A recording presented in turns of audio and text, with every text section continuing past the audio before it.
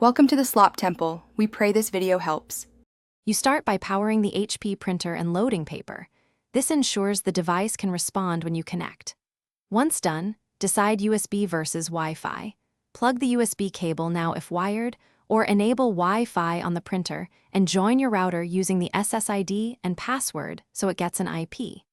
Make sure to print the network report or check the control panel to record the printer IP address.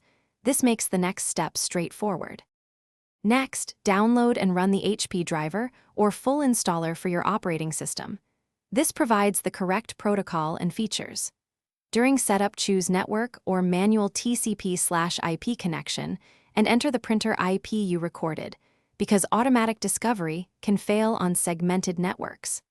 While installing, allow time for the firewall to prompt you and permit printer communications. This is why you may need to approve a security dialog, so your computer and printer can exchange status and jobs reliably. Finally, set this HP device as your default printer and configure paper size, duplex, and quality preferences so prints match expectations. Then print a test page to verify alignment, connectivity, and driver features.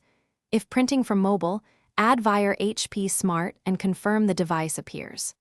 If something goes wrong, reboot the printer and router, check the IP address hasn't changed, and restart the computer's print spooler. These quick Thanks for watching. Consider subscribing if we helped you.